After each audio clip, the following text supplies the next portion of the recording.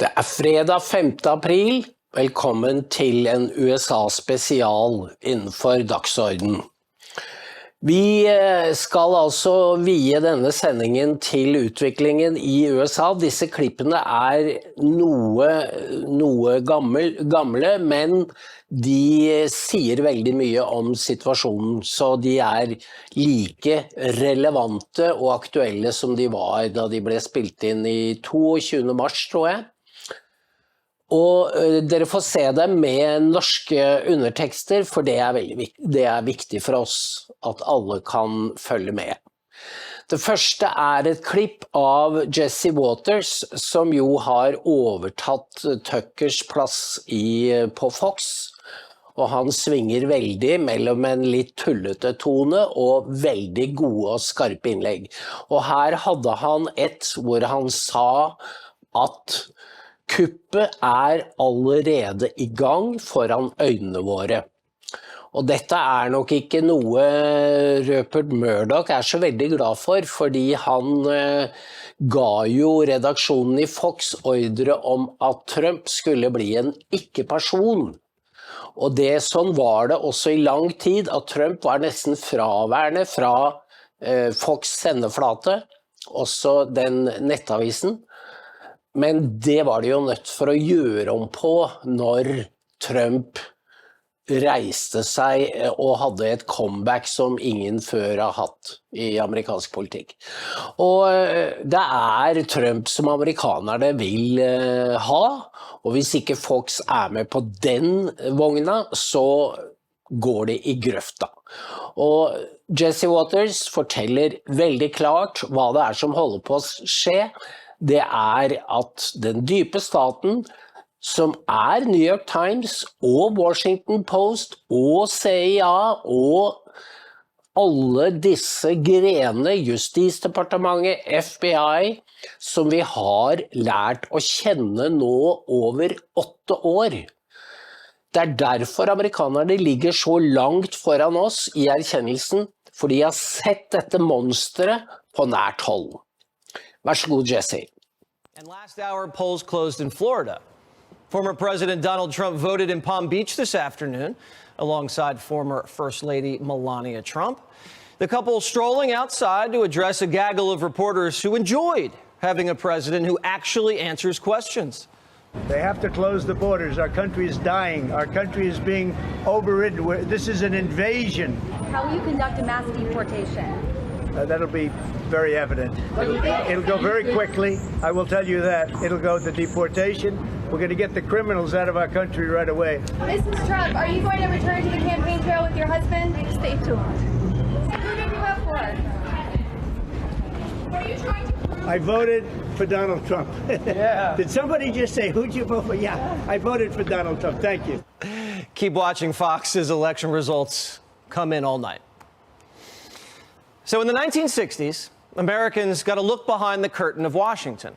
Operation Mockingbird, the CIA's plan to bait journalists with hoaxes disguised as scoops, got exposed. Do you have any people being paid by the CIA who are contributing to a major circulation American journal? We do have people who submit pieces to American journals. Langley was laundering narratives to the press and into the public's veins. The most trusted names in news were working wittingly or unwittingly as deep state conduits of disinformation. At least 22 American news organizations, from the New York Times to Life magazine to CBS, had journalists on the CIA payroll. At CBS, we had been contacted by the CIA. As a matter of fact, by the time I became the head of the whole news and public affairs operation in 1954, ships had been established, and I was told about them and asked if I'd carry on with them. And the cover-up continues, although the lies are more blatant now. There is no deep state. There's no deep state. There's no great spy network who takes down presidents here. There is no deep state, and we need to stop talking about it. The deep state doesn't exist. Okay, the spoiler alert, there is no deep state. But today, my staff opened the New York Times and saw this. It turns out the deep state is actually kind of awesome. Not only does the deep state exist, but the deep state is filled with people just like you and me. To prove it, the New York Times took a road trip. First stop, they visited a Star Trek lover. First stop, Huntsville, Alabama. Sure looks like some nefarious government activity happens around here. Meet Scott Bellamy. I am a mission manager in the Planetary Missions Program Office. He drives a Nissan Titan 4x4. He's loved Star Trek since he was a kid. Of course I have a favorite character. It's either Captain Kirk or Mr. Spock. And he may have quite literally saved the planet from annihilation. They knocked an asteroid off its course, proving something that had previously only been done in movies. Saving the world from an Armageddon scenario. And then the New York Times visited a water administrator. Next, we traveled deep into the swamp itself, Washington, D.C. I am the Assistant Administrator for Water at the Environmental Protection Agency. She loves Pilates, making salads. Oh, and she led an operation to make our drinking water lead-free in 10 years. That's the dream. You want to replace your own water pipes? You got the skills to launch an asteroid-deflecting spacecraft? No. That's why your tax dollars pay experts like Radhika and Scott. Yep, the deep state is hard at work, making America great. Just because we don't know about it doesn't make it suspicious. Oh, and then there's the wage official at the Department of Labor. I am the Acting Director of Enforcement for the Wage and Hour Division for the Midwest Regional Office for the U.S. Department of Labor. I had to take a breath, yes. She still eats Lucky Charms for breakfast, trains for marathons, and loves Latin dancing. Cumbia, bachata, cha-cha-cha, you name it, I did it. And she uses your tax dollars to get kids out of working in dangerous slaughterhouses. So the Times says when we hear deep state, instead of recoiling, we should rally around the everyday heroes who wake up ready to dedicate their careers and their lives to serving us. The New York Times is telling you the deep state isn't an intelligence cabal interfering in elections. It's merely civil servants who enjoy dancing, Lucky Charms, and Star Trek, just like you. The deep state kills asteroids and does Pilates. They don't illegally sabotage politicians they can't control. They're too busy making salads and keeping your water clean. As a matter of fact, thank you, deep state. Funny how the New York Times didn't take a road trip to Langley or the Bureau or the Pentagon or the Justice Department. Russia collusion, the laptop, the letter, the lab leak were probably cooked up at NASA. But this man's not a NASA official. He's a former CIA officer declaring America's greatest threat is Donald Trump. The greatest threat to the United States right now is from within. Donald Trump has broken all norms. You can't say those things, or in the past you could not, without being condemned, across the political spectrum, including from your own party. So the fact that this is now the norm is deeply troubling. And look, we're going into uncharted territory here. So, what happens if there is a contested election? So what do we know about this guy? This CIA official was the chief recruiter to get 50 other spooks to sign onto that letter claiming Biden's laptop was Russian disinformation. He's the guy. And now he's back for the bloodbath hoax and publicly announcing Trump, not Russia, not China, not terrorism, is America's top threat. The deep state's telegraphing what they're going to do. Run a PR campaign saying we should rally around the deep state because they're good old American public servants who eat cereal and exercise just like you. And on the same day, send a guy behind the CIA letter to put a big fat target on Trump's back? Because when you're the CIA and you say something's a threat, what do you think the CIA is trained to do about threats? Just getting started.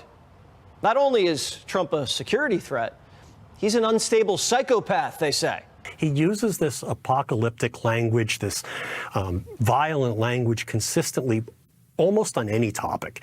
And the reason fundamentally is the true context. And the true context is his state of mind, his mental abilities and his personality disorders. He is a narcissistic psychopath. I mean, if you look at the definitions in the DSM-5, the Diagnostic and Statistical Manual for Mental Disorders, he is clearly a sociopath. Okay, so Biden's cognitive abilities are fine, but Trump's a sociopath? The deep state uses these propaganda techniques on our most dangerous enemies, like ISIS, like North Korean dictators, like the Russians. These are the same forces that are targeting the Republican nominee for president, a former president, because of his populist agenda and his inability to be manipulated. And so if someone's a domestic threat and they're an unpredictable sociopath, how do you bring in a counterintelligence operation to neutralize them? You link them to foreign powers, like the Russia hoax, and you use money to do it.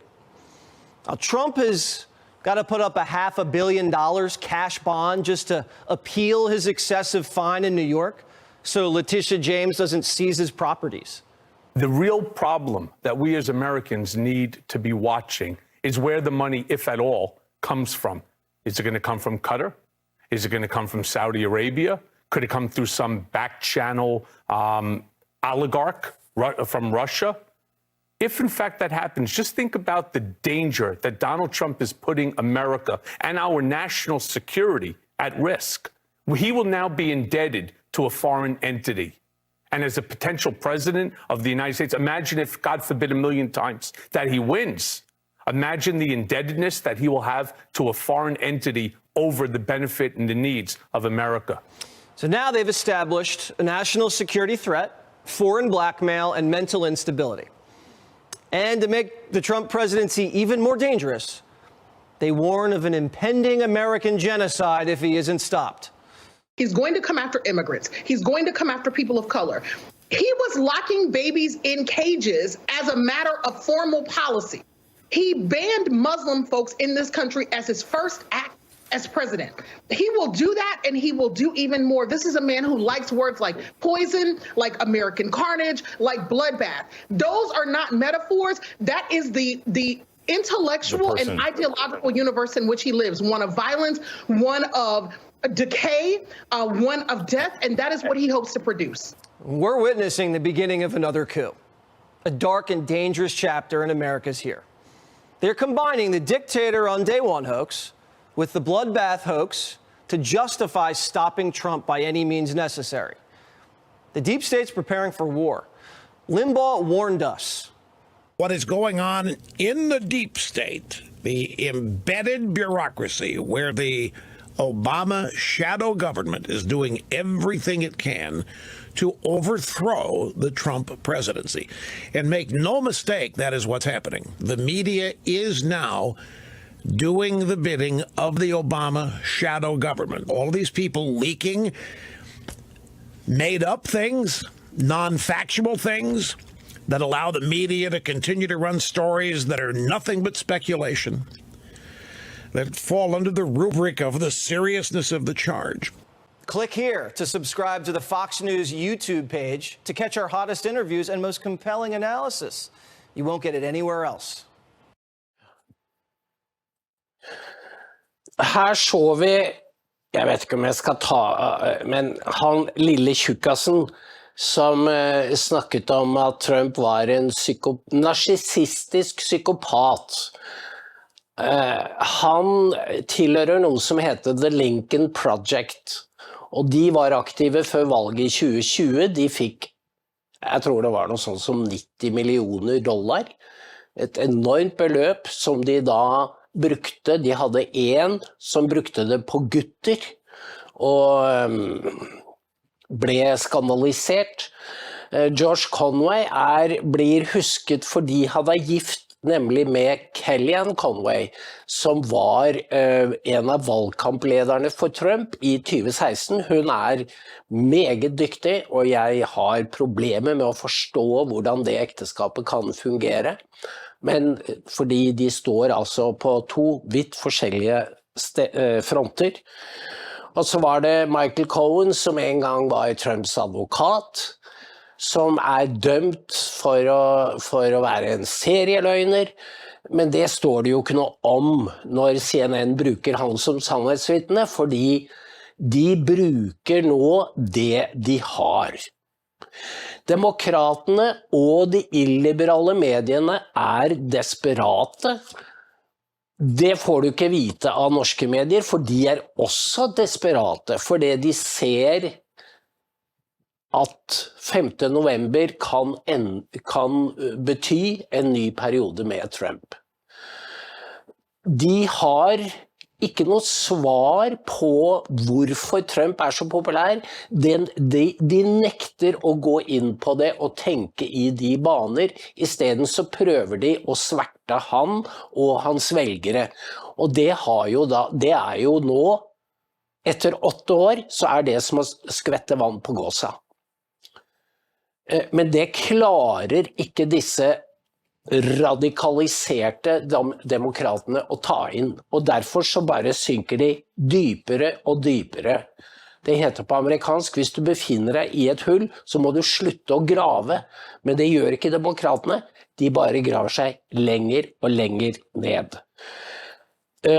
Nå skal vi se et nytt kutt, og det et foredrag som den skotske historieprofessoren Neil Ferguson holdt på Austin University.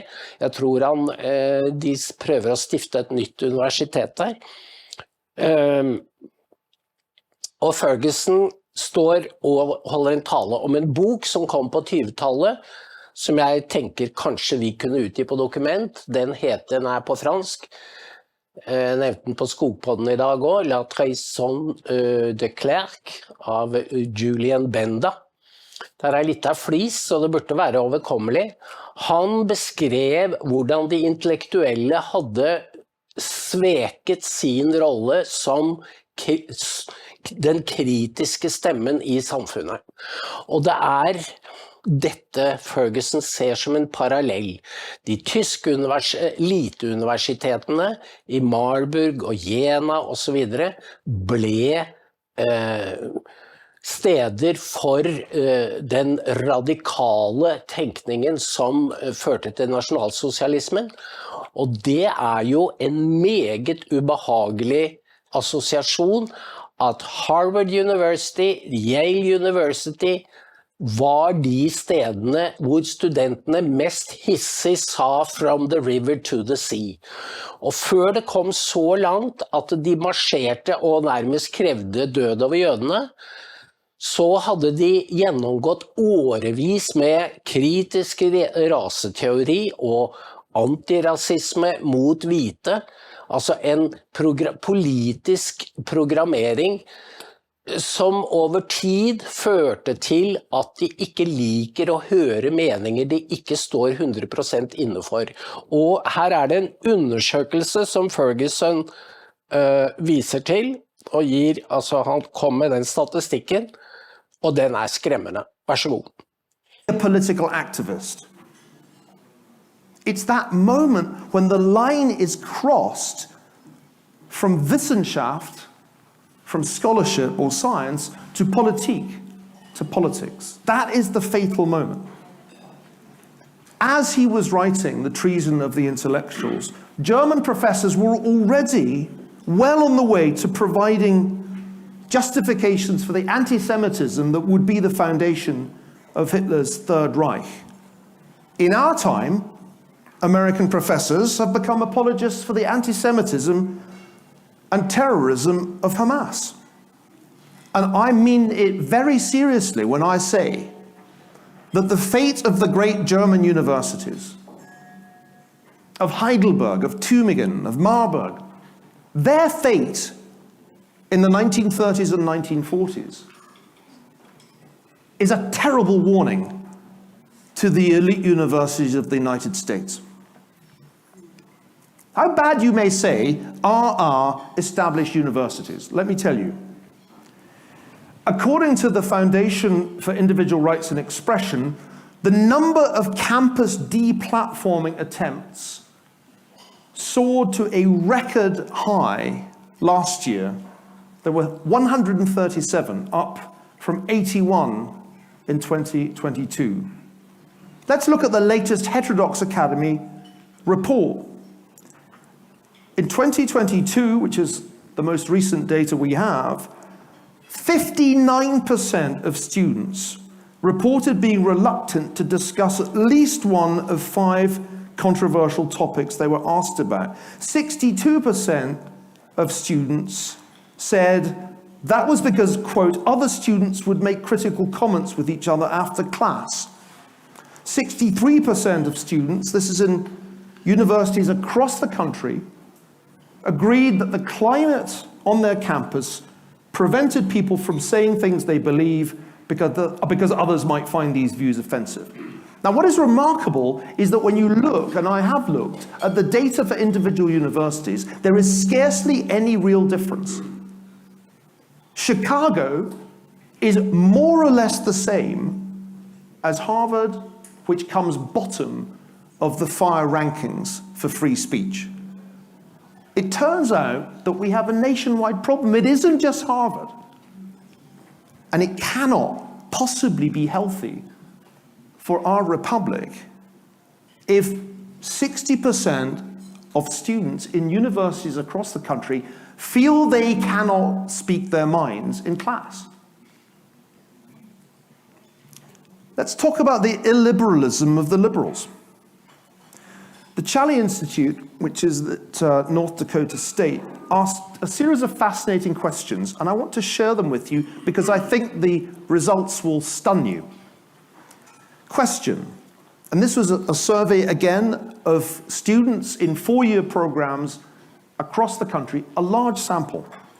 If many students disagree with the views of someone who has been invited to speak on campus, should the university withdraw the invitation?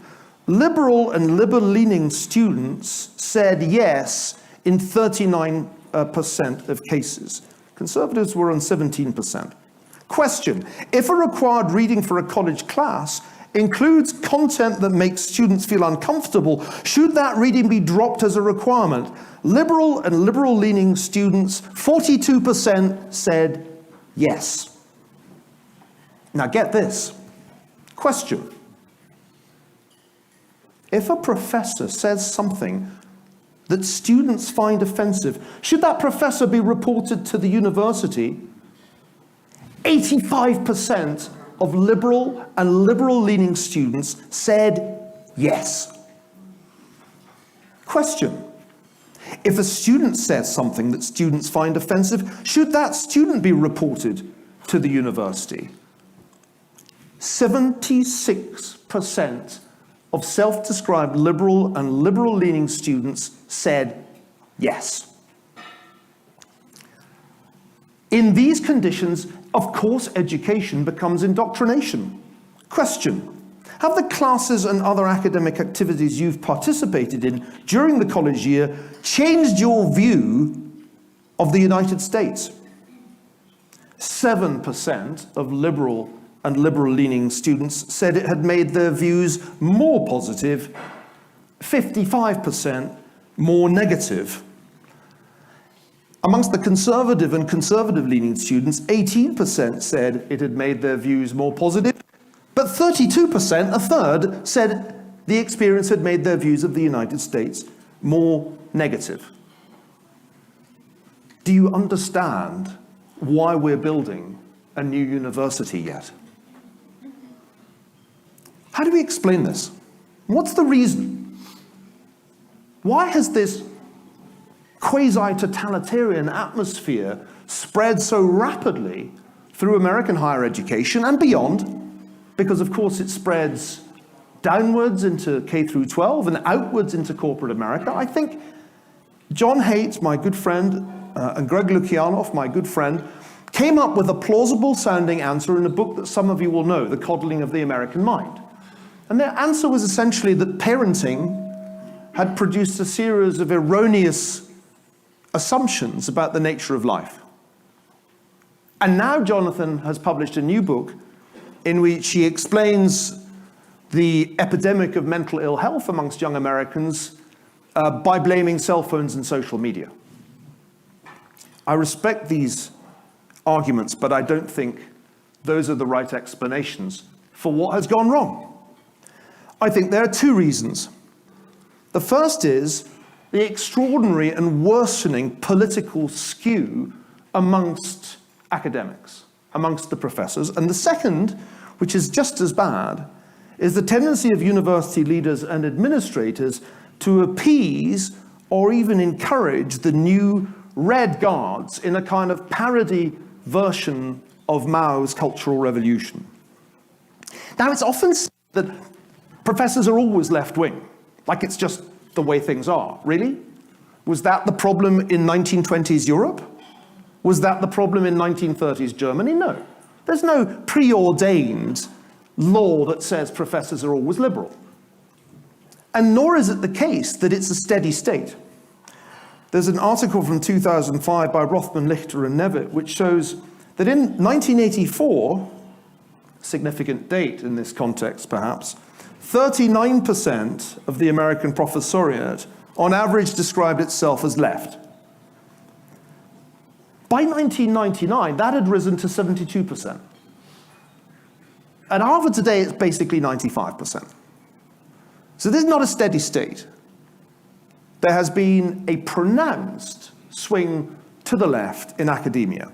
Mitchell Langbert did an amazing sample of the politics of nearly 9,000 tenure-track PhD-holding professors from 51 of the 66 top-ranked colleges in the US News and World Report of 2017. And he was able to find data on a pretty substantial proportion, 60%, for political registration. And that allowed him to calculate some interesting statistics. 39% of the colleges in his sample were Republican-free. They had no registered Republicans amongst the professors. 78% of departments in his sample either had 0 Republicans or so few as to make almost no difference. And the ratios are great. So the mean Democratic to Republican ratio amongst professors in the sample was 10.4 to 1. But that was skewed by the inclusion of the 2 military colleges at West Point and Annapolis, which are the only institutions in America which have a rough political balance in their faculty. So if you take them out, you discover that the real ratio is actually 13 to 1. In my subject, history, 17.4 to 1. In English literature, 48 to 1. And in anthropology, you can't calculate it because you can't have a ratio of something to 0.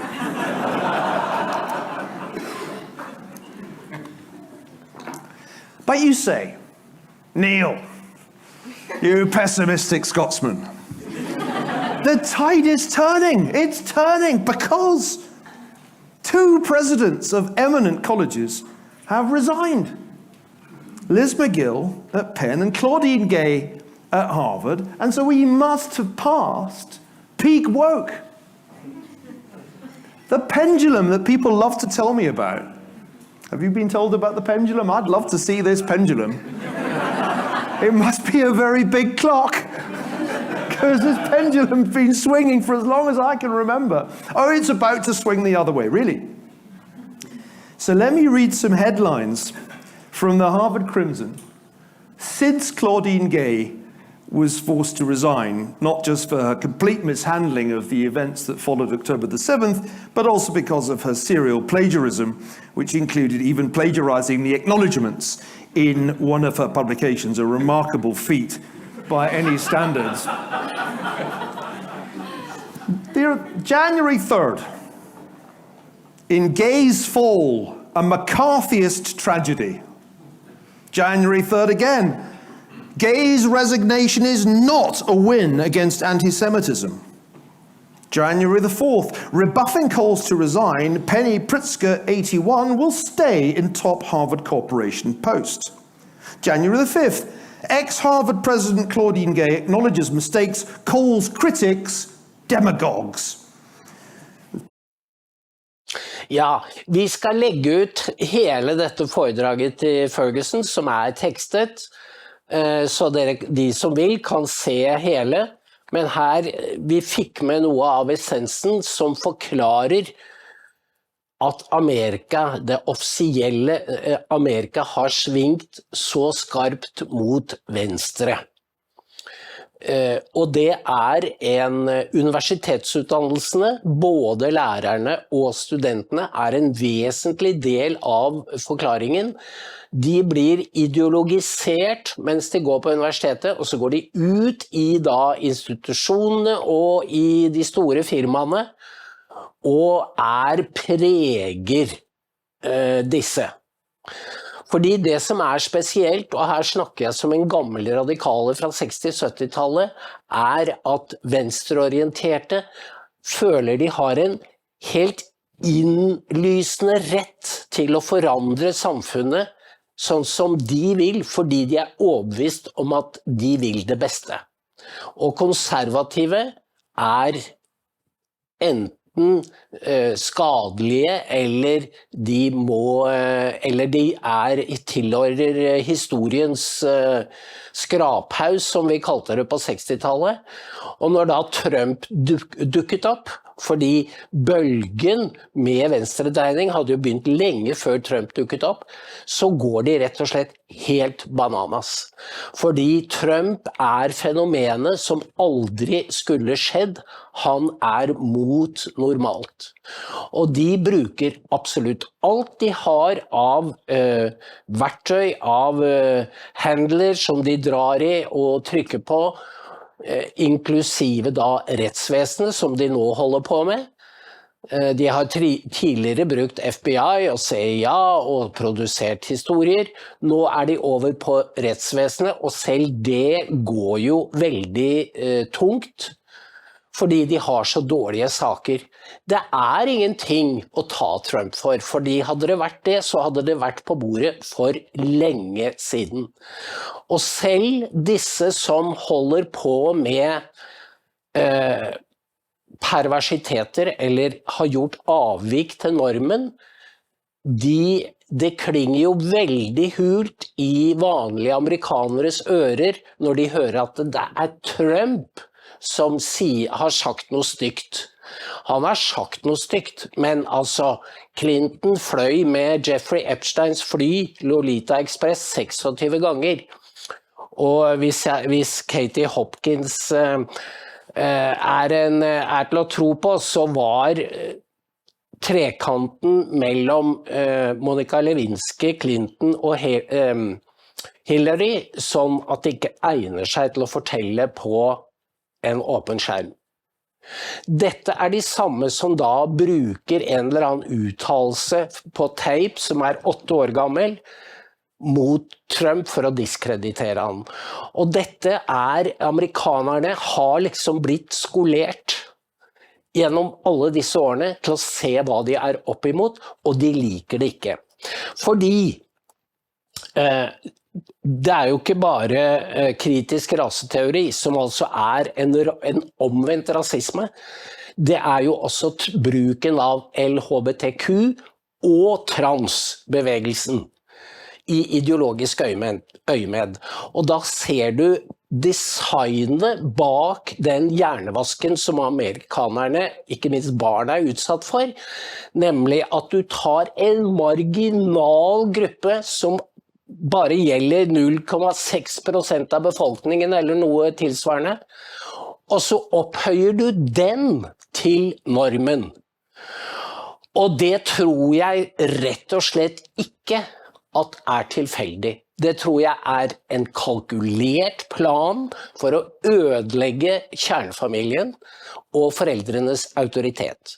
Fordi vi vet at dette ble begynt og blitt tilført store ressurser, og så sier de da på TV at ja, nei, men det gjelder ikke noen under 18 år. Jo da, det gjør det. De finner jo frem til 14-åringer som har fått bortoperert begge bryster, satt på kjemiske kurer og ødelagt for livet. For det det de Og nå, jeg hørte det i dag, kommer rettssakene på rekke og rad, fordi disse menneskene, når du 14 år, så du vet ikke hva du gjør. Det har jeg skjønt egentlig, at unge mennesker, helt opp til mange og 20 år, vet ikke hva de gjør.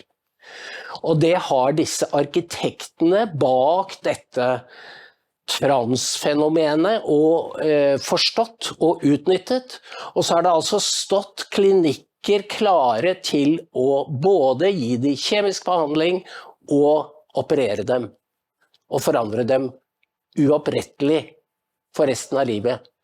De kan ikke bli mødre, for eksempel. De går på disse som har vært på full trans, de går på smertestillende resten av livet. De har ikke i nærheten av å ha et normalt seksualliv. Og dette er altså den bevegelsen som har som motto at ingen er fri før alle er fri. Og da er det et eller annet med en massepsykose som har spredd seg i en bestemt del av befolkningen, og den norske eliten og norske medier er jo vilt begeistret for Pride-bevegelsen, som har noe av de samme innslagene, og det er også til stede, eller brukes på skolene mot barna. Dette er et overgrep, mener jeg, som lærerne de har mye å svare for de burde gått sammen og sagt nei. Men der har vi det rare fenomenet at 62% av studentene sa at de turte ikke si sin mening på universitetet, fordi veggene har ører, eller det blir rapportert. Og så er det spørsmål, siden det er en så høy prosent, og det samme tror jeg gjelder i Norge, så er det også i den gruppen som svarer, så er det altså blant såkalt liberale 3 av 4 som vil at det kun skal komme frem de meninger som de er enige i. Og hvis det er en lærer som de ikke liker, så synes de det er riktig å rapportere ham til universitetsledelsen. Og det har skjedd mange ganger i USA. De har fått sparken, disse lærerne. Det er sånne historier at du ikke tror det er sant at det er i Amerika. Men du får ikke høre det av Akersgata, for de vil ikke skade demokratene og Obama. Og den samme mentaliteten har spredd seg i Norge. Og her er det sånn at, ja, men her er det jo bare idyll og harmoni. Og da er det vel ingen grunn til å bråke. Det er idyll og harmoni, fordi i Norge er det enda tettere kontroll enn det er selv i USA. Som jeg sa på podden i dag, hadde vi vært i USA, så hadde Per-Willy Amundsen vært gjest på flere TV-kanaler og blitt intervjuet om hvordan han opplevde behandlingen han fikk, ut fra et ytringsfrihetsperspektiv. Men sånn er det jo ikke i Norge, selv ikke innenfor FrP. Og det er en stor tragedie og et tap for politisk debatt i Norge. Og den parallellen Ferguson trekker er jo den alvorligste du kan trekke, nemlig mellom eliteuniversitetene i USA og de tyske, som begge er blitt antisemittiske. Og det står ikke noe bedre til i Norge. Tenk over det. Nå skal vi da over på noe håpefullt, og det er et intervju med en fantastisk, hun er debattredaktør i Newsweek, så det skjer ting i USA. Hun har et veldig spesielt navn, heter Sargon til etternavn. Hun er jødisk, amerikansk, hun er meget veltalende, meget smart, og hun har en charme som gjør at hun blir invitert hos Bill Maher. Han er altså talkshow-host på HBO-kanalen, og han tillater seg da å være ironisk på Bidens bekostning, fordi han er på riktig side. Men så har hun, Sargon og en annen fyr som jeg ikke kjenner, som gjest, og så spør han, hva er Conservative Action Political Action Committee, hva er CPAC? Jo, han vet jo det, men han bare lurer på hva som blir sagt, om det er i alvor, for han hekter seg opp i noe Jack Posebiec har sagt. og spør, dette i alvor, eller det ironi? Og det viser jo bare at han selv ikke forstår det språket som høyresiden i USA snakker. Og det merker vi jo også i Aftenposten. Når Øystein Steiro nå har skrevet 2-3 kommentarer om først Kristina Pletten og så den nye korrespondenten Kjetil Hansson, så nå har du også Tove Bjørgaas og Anders Tvegård. Ingen av dem i stand til å formidle hva Maga-bevegelsen og de nye alternative mediene står for, og hva de rapporterer. Og da skjønner du ingenting i dagens Amerika. Vær så god, Steve Bannon. The floor is yours. All right, welcome. Welcome. I just wanted to say, welcome to the end of democracy. We're here to overthrow it completely. We didn't get all the way there on January 6th, but we will endeavor to get rid of it and replace it with this right here. We'll replace it with this right here. Amen. CPAC, do you know what that is? That is the conservative, what is it? Unfortunately. What is PAC? Political Action Committee. Political Action Committee, okay. Yeah. It's their big convention every year. It's like corporations have a big convention. They have their big convention. I made jokes about it every year. I can't remember the last time we did it. It goes way back. I remember once calling it the Woodstock for the mentally impaired. And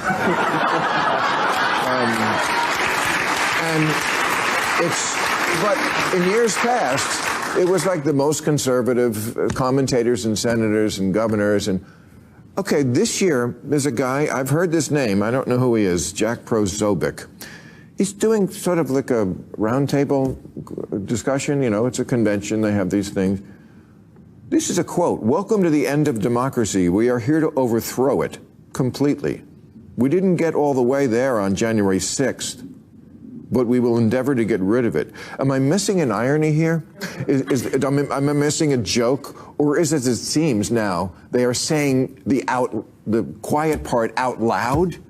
Yeah. That they are not. This is CPAC. This is Republican, conservative, their big convention. And you have a guy like this and the crowd is loving it. Welcome to the end of democracy. We're here to overthrow it. January 6th was good. Now we're going to finish the job.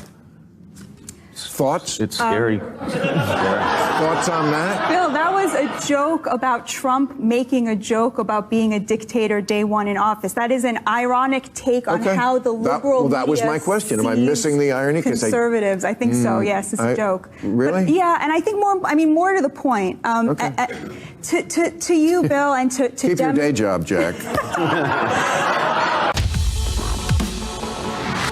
This is the primal scream of a dying regime.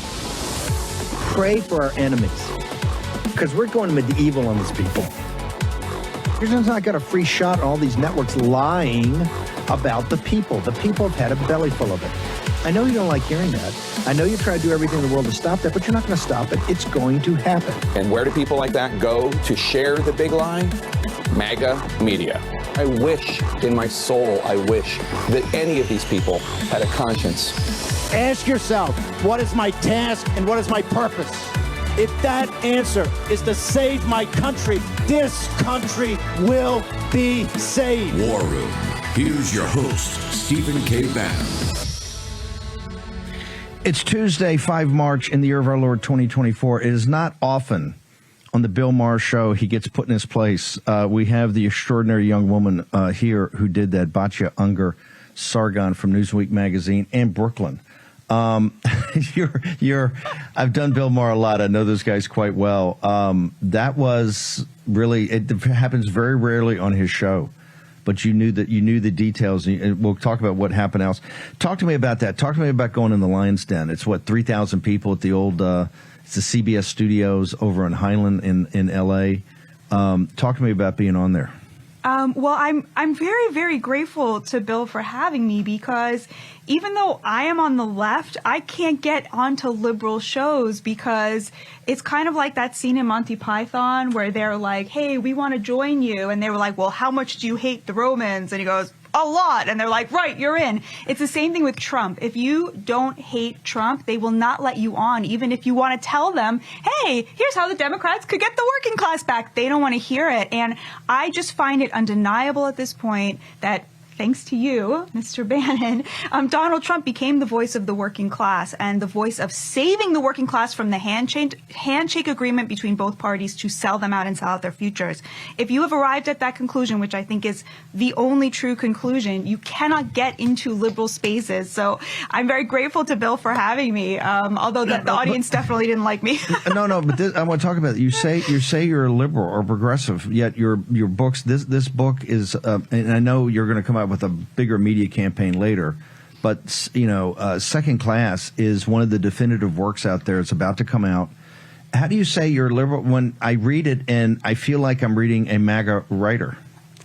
Well, to me, Donald Trump is kind of like a New Deal Democrat. And this is something I tried to explain to Bill Maher as well. To Democrats and liberals, Trump is an extremist. But to Trump's supporters, he is a moderate, if not a liberal. Say that again. This is because in the war room, we always have President Trump's right flank, right? We always have the right flank. President Trump, what the media and he's a kind-hearted guy. He's a big-hearted guy. He was very popular with all that crowd beforehand. He is, if you look at the spectrum of our policy recommendations and beliefs, President Trump is kind of a moderate, right? That's why he's building a coalition. 100%. You agree 100%. with that? His view on abortion, 16 weeks, right?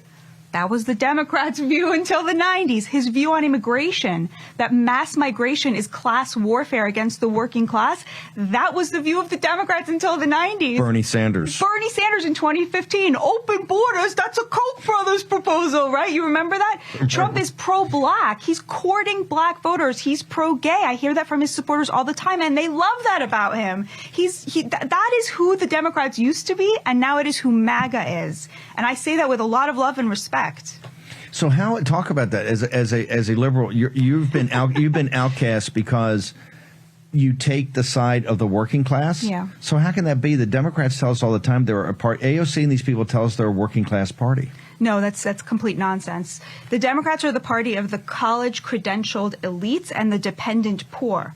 So all of their policies are either about flattering the vanity of the rich or sustaining the poor that won't work. And meanwhile, everybody in the middle, the hardworking people who listen to your show, who you know about and who you respect, they were not represented by either party until Trump came along. And Trump showed up and said, wait a minute, why is no one standing up for the hardworking American? And what I did for this book is I traveled around the country and interviewed working class Americans. And let me tell you something, Steve, and you know this.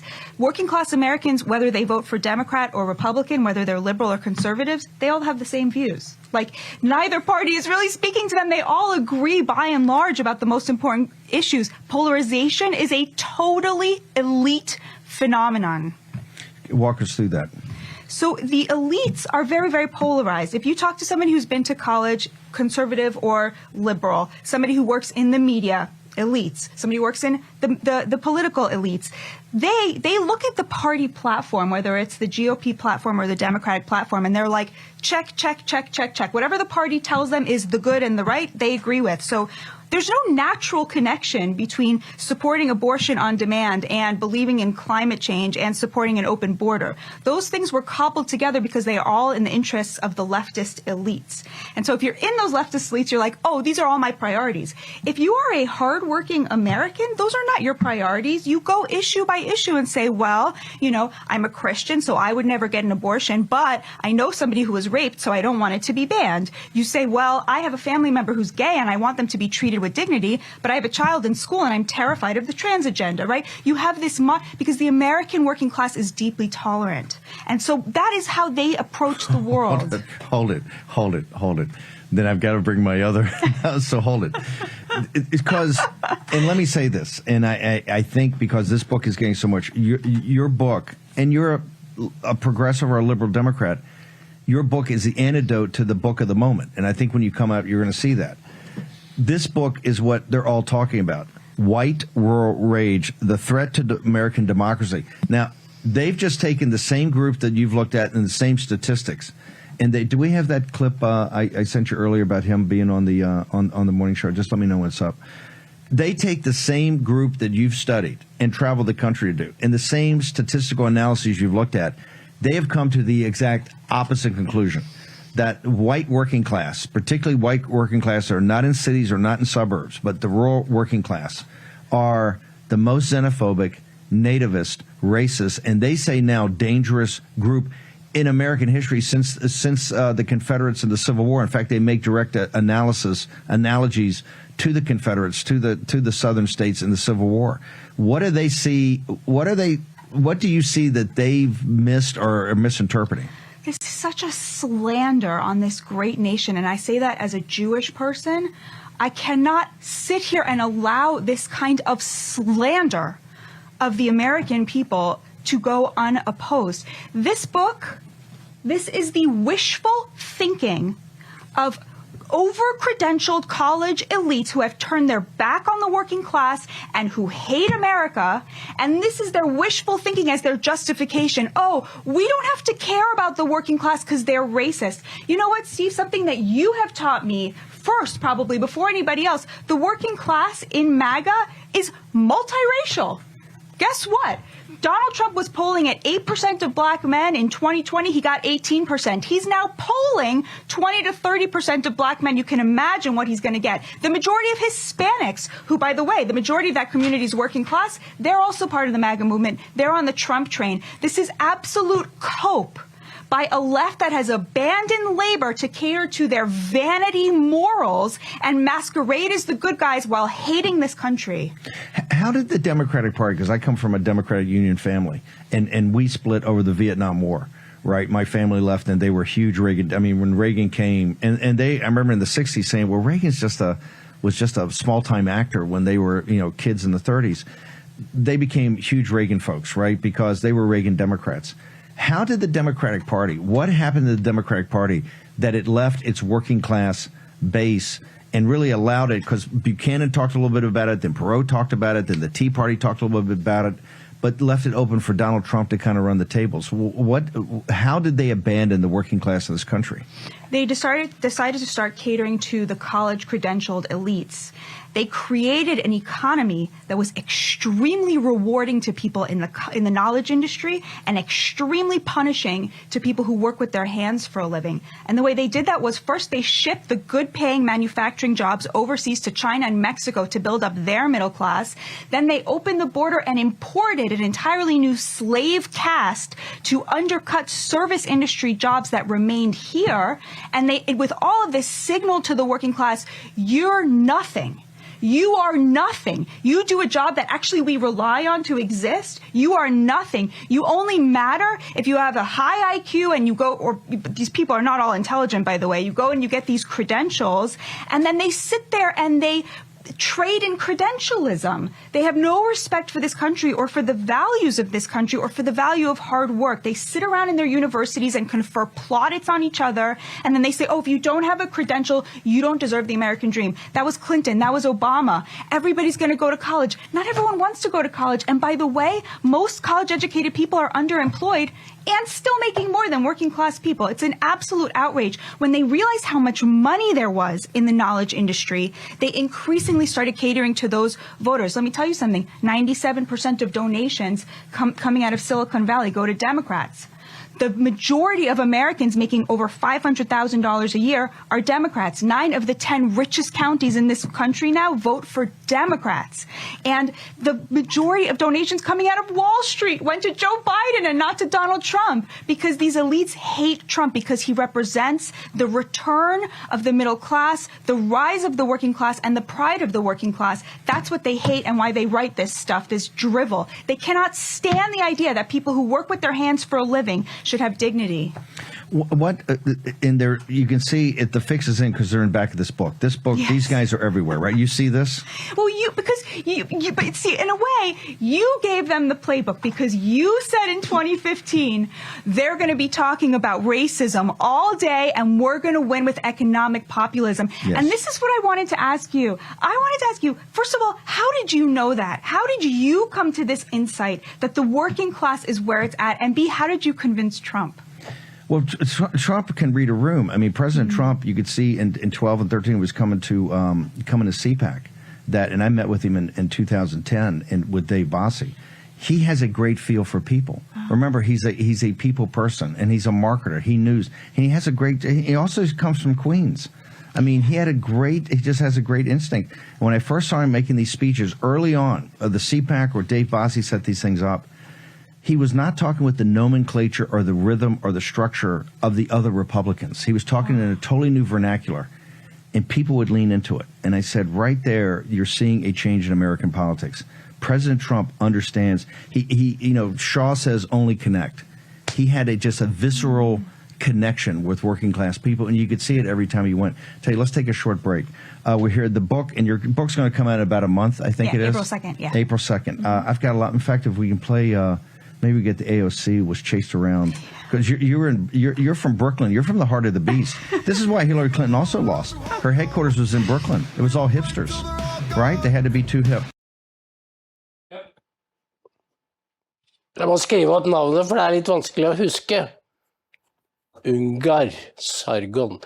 Ja, dette har faktisk stor relevans for Norge, fordi jeg hadde aldri trodd at jeg skulle si det etter min radikale fase, men dette handler faktisk om klassekamp.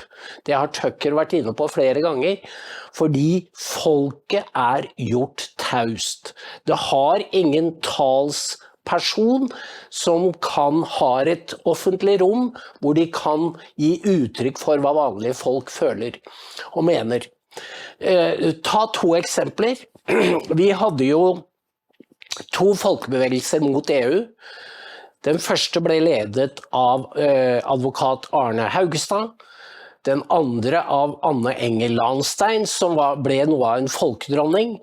Begge vant, og begge tappte. Fordi dette prosjektet, når Gro var i Brussel og snakket med Jacques Delors, så ble de enige på bakrommet, og så fikk du EØS-avtalen, som da var en glidebane inn i EU. Og nå vi stuck i EU. Det en symbolsk ting at vi ikke fullverdige medlemmer, men vi må altså forplikte oss til å implementere alle direktiver. Og legg merke til den økonomiske politikken, inflasjon, høy rente, og du betaler for strømmen som vi selv eier, fordi det staten som blir ved inntektene på å eksportere fossekrafta til Tyskland og kontinentet. Det altså et ran på høylyst dag, og den norske krone, toppen av det hele, at den norske krone blitt en søppelvaluta, med 17 000 milliarder på bok. Stikk den. Alt dette uttrykk for akkurat den samme politikken som Biden har holdt på med i USA, som å trykke middelklassen ned, og la den blø, sånn at den blir umelende og kraftløs. Mediene helt i lomma på denne eliten, og derfor det jeg sier at dokument må okkupere, innta den plassen som Aftenposten hadde, fordi det ikke lenger Aftenposten. Det ikke lenger et konservativt organ. Det må vi ha lov til å si, fordi nordmenn trenger et konservativt medie som mainstream. Akkurat som Batja Ungar Sargon sitter og sier om Trump. Trump moderat, han mainstream, han der amerikanerne alltid har vært, og det samme dokument, vi mainstream, og derfor så vi veldig tillitsfulle, fordi vi vet hvem vi og hvor vi skal, og hva som vårt publikum. Så jeg sier, bli med dokument på denne ferden, få folk til å tegne abonnement, fordi vi må bli flere, vi må ha større ressurser, vi må ha flere folk bak kamera, foran og til å skrive, fordi som dere ser, denne karusellen, den snurrer bare fortere og fortere.